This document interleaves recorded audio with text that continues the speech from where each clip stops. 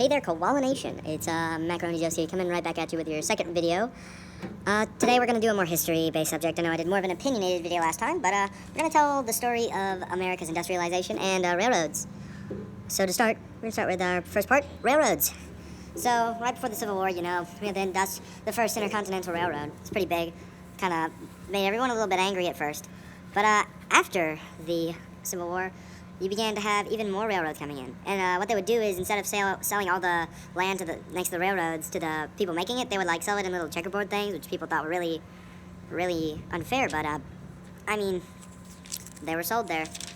So, and the thing about these railroads was, you know, if you had this small little town in the middle of nowhere, if you put a railroad next to it, it became a booming city, really big.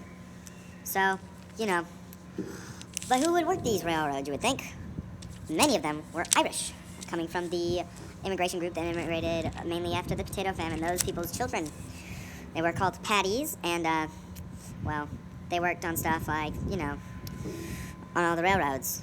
But one day, a bunch of Indians, or Native Americans as we call them today, they attacked these paddies because the land was unfairly taken from them, but they didn't get it back.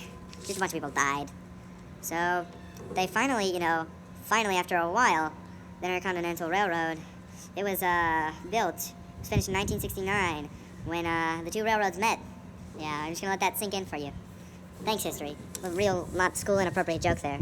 But anyways, it was put with a golden spike, and that was how the Intercontinental line... Hey, Andrew, I'm recording for a thing. You're interrupting me. It's fine, dude, it's fine. I won't let you hear my real name. I think you said it too far. No, but now that you kind of had that big old line across there, we just had a bunch more coming in. All around everywhere. And this led to, you know, a lot more stuff. A lot more of the big tycoons. One of which was Cornelius Vanderbilt. You might know him from the name the Vanderbilt University, but no. He was the mastermind behind all this stuff, the Commodore they called him. And he was the real railroad tycoon. And actually, it's crazy. Not many folk liked him. He was a pretty, how do I say this, controversial figure. But it kept on going, but then his,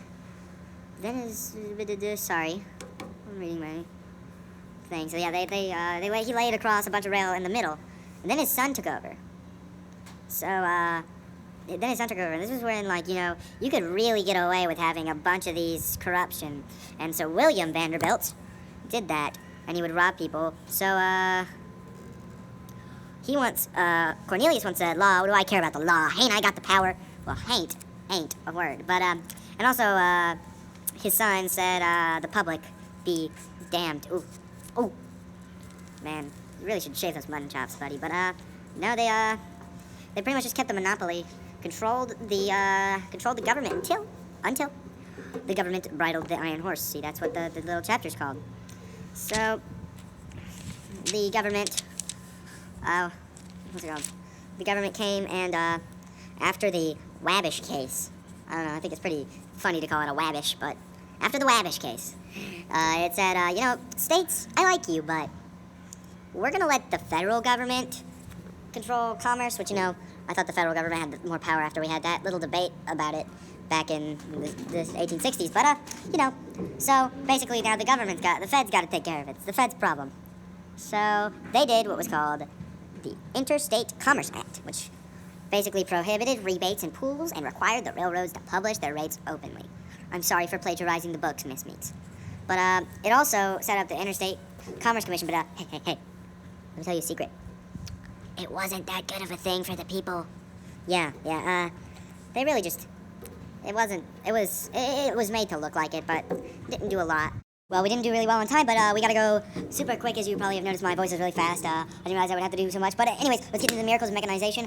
Basically, now we have a bunch of millionaires, not just from railroads and stuff, but from all sorts of stuff, mainly from abusing the time of Civil War. Now we had new machines, such as typewriters, and of course, and then we had the phone invented, and electric light, all new, all now, 1900, but now it's time to talk about the three trust titans, and this is the big thing about industrialization, because these people ruled America. It wasn't the governments, it wasn't any of them, it was these guys, and if the two wars didn't happen, well then, they probably would have kept growing. Now, these three people are, of course, John D. Rockefeller, Andrew Carnegie, and J.P. Morgan.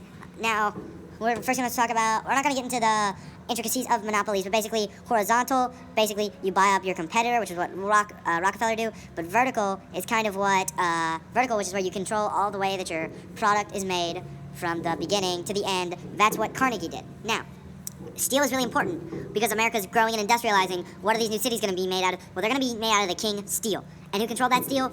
Andrew Carnegie, the Sultan of Steel. And now, the next person to talk about is Mr. J.P. Morgan. Now, Mr. Morgan, he was a banker. And everyone knows when you got big money to be made, well, then a banker might just step in. Now, he was very powerful. He was very dangerous. And, he was really crazy. He took the Carnegie Holdings, and he basically controlled all the trust funds, so he was like the big banker.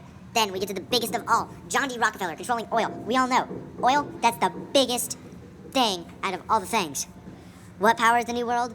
Oil powers the New World, 1900. Let's go. And, well, all of this, Mr. Rockefeller controlled, and he basically created so much of this with his Standard Oil Company. Now, the next thing to realize is that since all these like giant trusts, as they were called, trust titans, they created a bunch of not everyone liked them because they basically if you weren't a part of their family or held any stock, well then too bad, you are dirt poor, and that wasn't so. As capitalism, though it creates in some of its more pure forms very giant trust titans and very many poor people, it also creates a middle class, and not many of these middle class people like it. Now, people constantly, new ideas were thrown around, like lots of anarchy and lots of this. And people were like, government, you're going to take down these trust titans. And they were like, yeah, here is the Sherman Antitrust Act, basically limiting your power of monopoly. Next, we have next we're going to talk about the South. We all know, after the Civil War, South lost.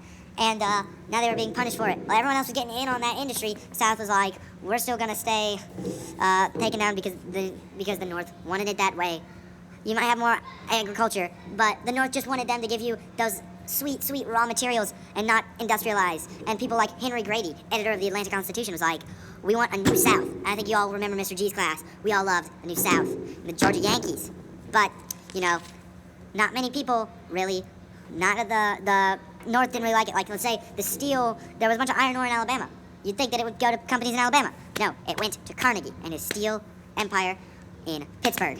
That's why the Pittsburgh were called Steelers. Fun fact, if they left, they probably had to change their name. But this really destroyed social society, as now everybody's going around and they're living, everybody's working. Kids, they're working. That's bad, but they're working. Women, they're working. That's good, but not great. They're working. Everything is pretty not great for everyone, so that's why they started forming unions. Now, what unions had the ability to do was they had the ability to band together, get some money, and make sure that their rights were not abused. Like, they could go and strike to make their employers pay them more. And all these and these are normally very disorganized until you have great leaps and bounds with the National Labor Union. Now, this was like a brand new thing for everyone to get in on, starting up in 1866. But these labor unions still attracted bad attention. Some even got people killed during these strikes. So what was created was known as the Knights of Labor. Now, if Jim Jones ever taught me anything, don't drink the Kool-Aid. And this secret society wanted you to drink the we don't like labor Kool-Aid.